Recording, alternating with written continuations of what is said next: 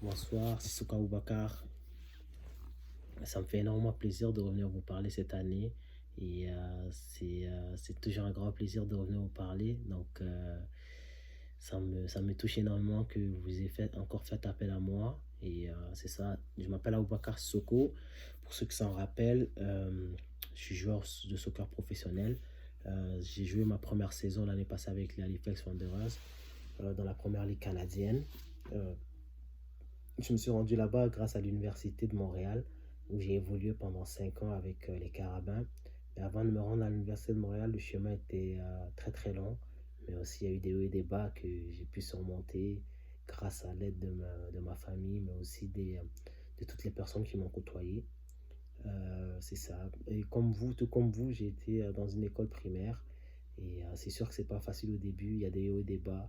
Il y a des périodes où ça va être compliqué. Il y a des périodes où ça va être le bonheur parfait, on va dire.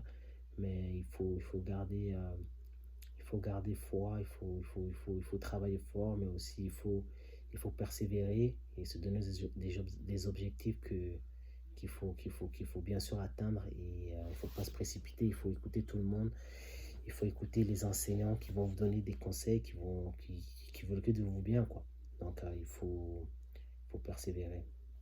Présentement, je suis joueur de soccer professionnel. Euh, j'ai joué ma première année cette année avec les Halifax Wanderers. L'année prochaine, j'irai jouer dans une autre ligue, dans un autre pays, aux États-Unis.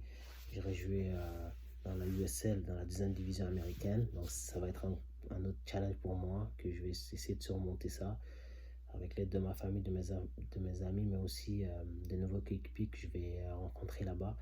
On va tout faire pour travailler fort ensemble, c'est ça l'important. Et mon parcours actuellement, je suis rendu là, excusez-moi. Euh, c'est sûr que c'est ça. J'ai aussi eu, avant d'arriver là, comme je vous ai dit pendant l'introduction, j'ai eu des hauts et des bas. Il y a des périodes qui ont été plutôt difficiles pour moi. Et c'est sûr qu'il faut pas lâcher. Il faut se servir de ces périodes difficiles-là pour avancer et pour atteindre des objectifs qu'on s'est fixés. Moi, c'est sûr que l'année passée, je vous ai un peu parlé de ce que j'ai vécu. Et entre-temps, il y a eu un autre changement. L'année passée, je pense que je vous avais dit que j'avais perdu mon père, qui avait juste ma mère et ma famille. Mais cette année, j'ai perdu ma mère. Cette année a été encore plus difficile pour moi que les autres des années précédentes. On va dire, c'était l'année la plus difficile dans ma vie parce que j'ai perdu ma mère. Perdre sa maman, c'est pas la même chose que perdre son papa. Mais bon, c'est dur. Et grâce à Dieu, grâce à mes amis, mes coéquipiers et ma famille, j'ai pu surmonter ça. Et ça m'a rendu encore plus fort. Et je vais me servir de ces périodes-là. Je vais me servir de la perte de ma maman, de ces périodes difficiles-là pour me forger encore plus et viser plus haut, travailler plus fort pour qu'il soit fier de moi. Et c'est sûr que remonter cette pente-là, c'est pas très très facile, mais il faut vraiment il faut penser à vos parents, tout ce que vous faites dans la vie, il faut penser à eux parce que c'est grâce à eux que vous êtes ici et c'est sûr qu'ils veulent de vos biens. S'ils vous demandent quelque chose, il faut essayer d'exécuter, il faut l'exécuter sans se plaindre. C'est sûr qu'avec les problèmes avec les études et tout, c'est sûr il faut tout faire pour qu'ils soient fiers de vous. Tout ce que vous faites dans la vie, il faut faire pour que vos parents soient fiers de vous.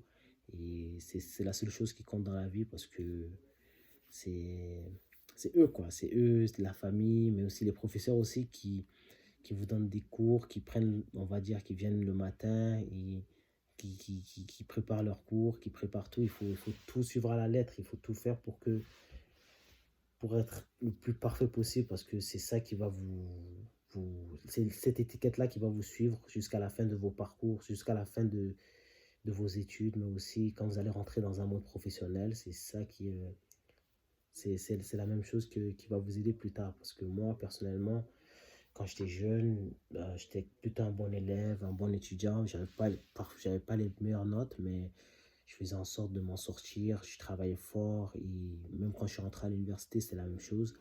Et même dans mon, on va dire, dans ma carrière professionnelle, c'est pareil, je travaille fort pour pouvoir, on va dire, me surpasser et atteindre le niveau le plus élevé possible. Donc, pour atteindre un niveau élevé, il faut toujours travailler fort. Et les obstacles, ça va venir, les problèmes, ça va venir, mais je sais que vous êtes fort et vous allez surmonter vos problèmes.